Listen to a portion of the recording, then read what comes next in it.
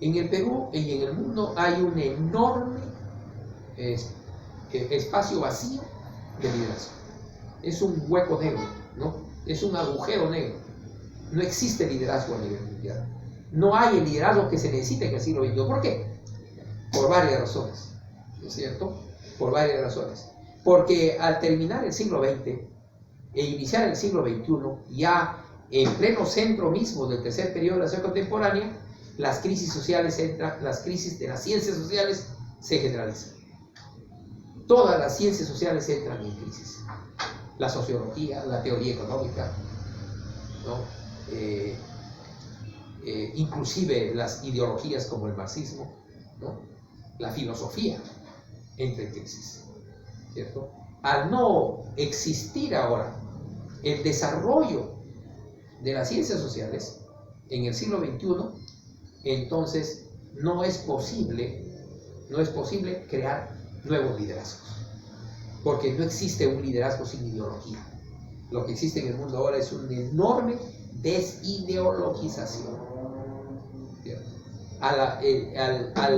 Las organizaciones políticas y los estados, al abandonar la ideología científica, ¿cierto?, se corrompen, se vuelven bandas criminales. Eso es, un partido sin ideología es una banda criminal, ¿no? Tienen mucha razón algunos juristas jóvenes de ponerles a estos partidos bandas criminales. Claro que son bandas criminales, ¿no?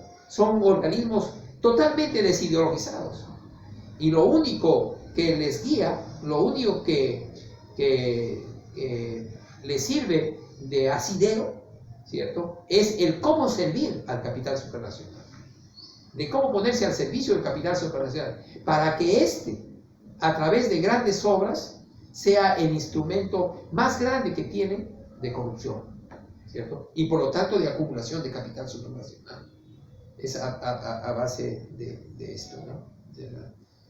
Pero lo que hay que resaltar es que frente al desplome del globalismo y del desarrollo, por lo tanto, sin límites de la corrupción, que es propio, vuelvo a repetir, del sistema capitalista, sino que empeora en crisis general, lo que es inaceptable es el oportunismo. Y no hay acá, en el Perú, una contracorriente contra estos, sobre todo de la llamada izquierda, que se pasan como paladines de la lucha contra la corrupción, ¿cierto?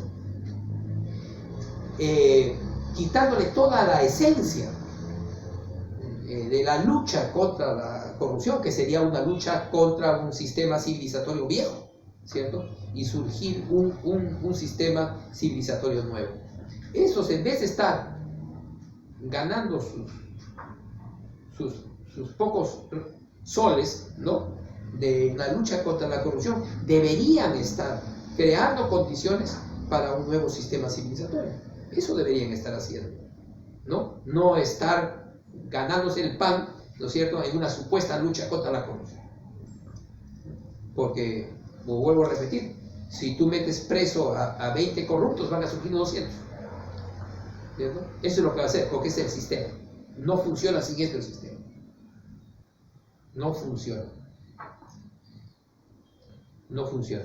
Ahora, la corrupción no solamente es la gran corrupción que se genera, ¿no?, sino que lo peor es que la corrupción se generaliza, ¿cierto?, inclusive en la propia población, ¿no? Hay una generalización de la corrupción. Con el ejemplo que tienen de sus grandes líderes, ¿cierto?, y de sus grandes empresarios y de sus grandes políticos, la corrupción se generaliza, ¿cierto?, en los niveles socioeconómicos C, D y E, ¿no? Hay un proceso de corrupción terrible también ahí, ¿no? El propio microempresario que ocupa el 75% de la PA, ¿no es cierto?, también se corrompe, ¿no?